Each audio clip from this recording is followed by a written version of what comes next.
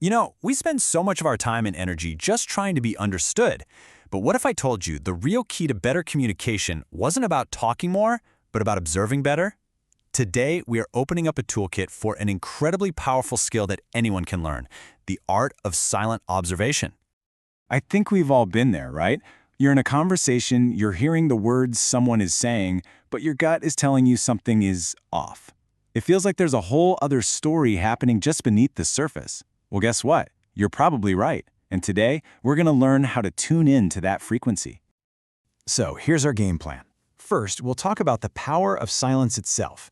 Then, we're getting into the nitty-gritty of reading unspoken clues. After that, we'll turn the camera around on ourselves before we learn how to put all the pieces together. And finally, we'll see how to go from just seeing to genuinely understanding. Let's start with a kind of wild idea. In a world that is just so noisy, what if the most effective way to connect with someone is to embrace silence? Now, I'm not talking about that awkward cricket chirping kind of silence. I mean an active, intentional silence, where you're basically listening with your eyes. You see, this is where the truth usually hangs out. The real emotions, the doubts, the unspoken worries, they are all hiding in plain sight if you just know where to look.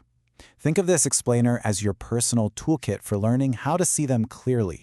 All right, so how do we actually do this? Let's get practical and start decoding the signals that people are broadcasting all the time, whether they mean to or not. We're going to focus on 3 main channels. It's kind of like you're tuning in to 3 different radio stations at the same time.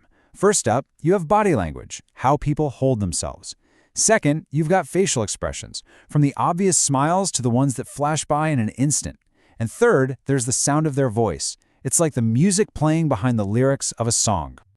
Okay, let's start with posture, because it's so simple but says so much. An open posture, relaxed, hands in sight, not hiding anything, it basically says, I'm open, I'm comfortable. But a closed posture, arms crossed, hunched over, that's often a sign of feeling defensive or uncomfortable. The body is literally putting up a wall. And of course, you've got to watch for the fidgets. The leg shaking, the finger tapping, it's all just nervous energy escaping. But is it because they're anxious, or bored, or maybe even excited? Well, that's where context is king, and we're going to come right back to that in a bit. Okay, this next one, this is a total game changer, micro-expressions. These are super fast, totally involuntary little flashes of pure emotion. So picture this. You ask your friend what they think of your new project. They say, oh, it's great, but for a split second, you see their nose wrinkle in disgust. That little flash is the micro-expression. It's a raw, unfiltered leak of their true feelings. Now let's talk about the voice. Forget the words for a second and just listen. Is their tone tight and high-pitched, or is it relaxed? Are they talking a mile a minute? Maybe because they're excited or nervous. Or are they speaking slowly, choosing their words carefully? And really listen for the pauses. You'd be amazed what's being said in the spaces between the words. So we've spent all this time focused on looking outward, at other people. But the single most important part of this whole thing actually involves looking inward. Because, let's be honest, if you don't know what's going on inside your own head, you have no chance of clearly seeing what's going on with someone else. And this right here is the whole ballgame. We all have biases, we all have emotional triggers, we see everything through our own personal filter. Knowing that filter exists doesn't magically make it disappear, but it does mean you can start to account for it. You can finally begin to separate what's really happening from the story your brain is telling you. So here's the internal playbook. It's a 3-step process. First, before you even try to figure someone else out, check in with yourself. How are you feeling? Second, hit the pause button. Just for a second. Don't react right away. That little gap gives you space to think. And finally, stay present. Be in the moment. The more you're focused on the here and now, the more you'll see. Okay, so we've collected all these clues, right? From their body, their face, their voice, and we've checked in with ourselves. What now? Well, now we play detective and connect the dots. And our 2 best tools for the job are something called a baseline and, you guessed it, context. A baseline is just a fancy word for how someone usually acts. Is your friend normally super chatty and energetic? Is your boss usually quiet and reserved? That's their baseline. What you're looking for are the changes, the moments they deviate from that normal behavior. That's when you know something's up. That's where the real story is.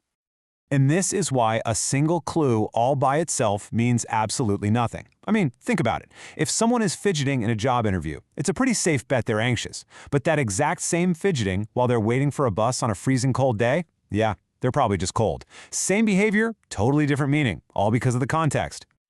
So here's the big takeaway from all this. Don't get fixated on one little thing, like a single arm cross or one quick glance. You're not trying to catch someone in a gotcha moment. You're looking for patterns that show up again and again over time. That is how you go from just noticing things to having real insight. And that brings us to the whole reason we're even talking about this.